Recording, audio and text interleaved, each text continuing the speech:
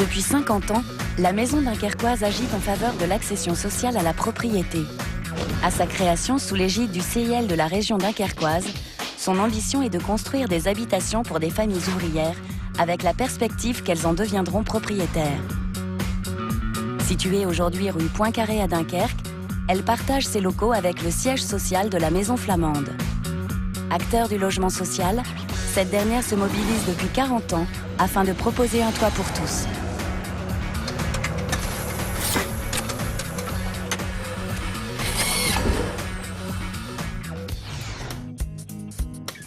À ses débuts, la Maison Dunkerquoise vend exclusivement des maisons en location-attribution. Ce dispositif a permis à plusieurs générations d'acheter une maison avec des revenus modestes. De Brédune à Grand-Fort-Philippe, plus de 1800 maisons ont été vendues. Dans les années 70, la Maison Flamande participe à la résorption de l'habitat insalubre et livre ses premiers logements locatifs. Elle se lance aussitôt dans l'accession à la propriété.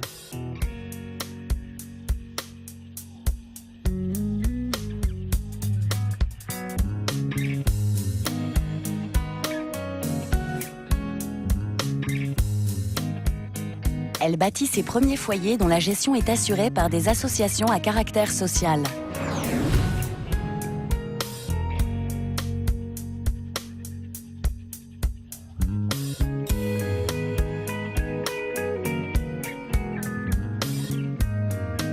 La Maison Flamande aménage, construit et réhabilite. Ces opérations sont pour la plupart en briques et tuiles de terre cuite, élaborées par des architectes locaux. Ces logements intègrent les critères de confort, de performance au niveau énergétique, acoustique ou de l'isolation.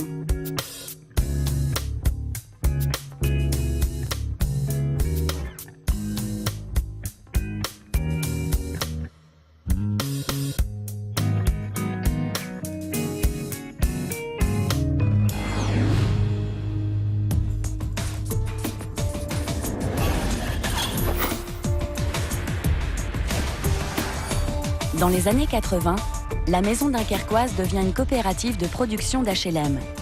Elle construit alors des maisons individuelles pour des particuliers. Dans les années 90, elle s'allie avec la branche accession de la Maison Flamande sous l'enseigne Les Résidences de Flandre. En 2005, la Maison Dunkerquoise élargit son activité à la vente de parcelles libres de constructeurs. Le succès est immédiat. La demande est supérieure à l'offre. Et la Maison Dunkerquoise expérimente la location-accession de 14 maisons à Capelle-la-Grande.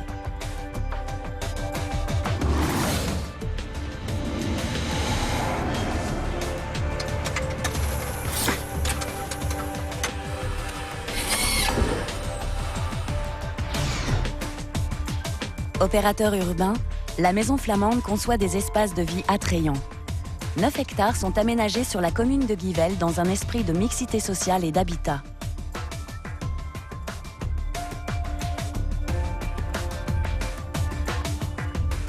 La Maison Flamande s'investit également pour la protection de l'environnement avec la construction de maisons dont l'ossature et le bardage des façades sont en bois. Elle réhabilite en haute qualité environnementale des logements collectifs, une première en France. Une démarche de développement durable est en cours.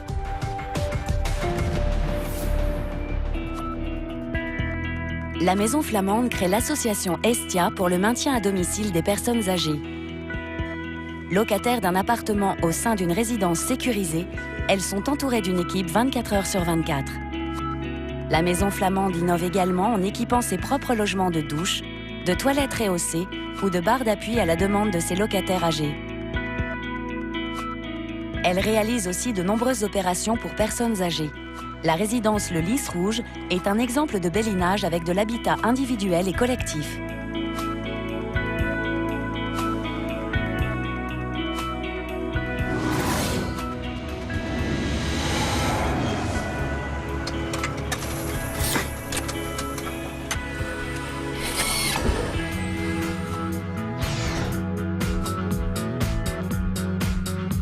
L'ensemble du personnel se mobilise tous les jours au service des locataires. Dans sa charte de qualité, la Maison Flamande s'engage pour tous sur de nombreux points. Sécurité, réactivité et proximité avec un réseau de 3 agences locatives. Le dialogue est à l'origine de la naissance de l'Association des délégués résidentiels dès 1977, qui représente les locataires et organise des manifestations aux côtés de la Maison Flamande.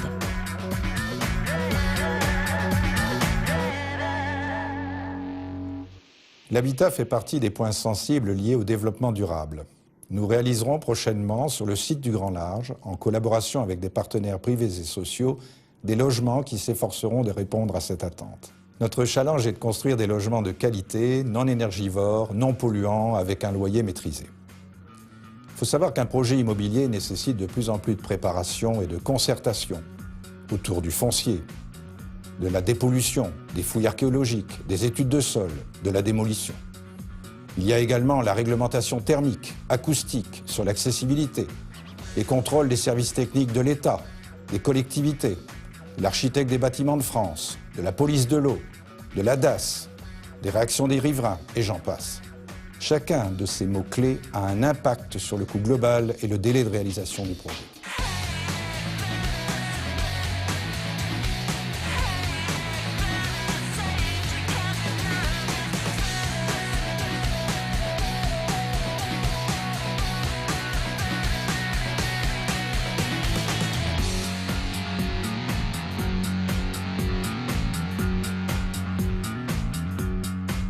Mon message est simple. Pour continuer de construire des logements de qualité, il faut surtout que chaque partenaire ait la volonté d'aboutir. Notre fierté et notre responsabilité sont de tout mettre en œuvre au service de notre devise « Construire ensemble l'espace du mieux vivre ».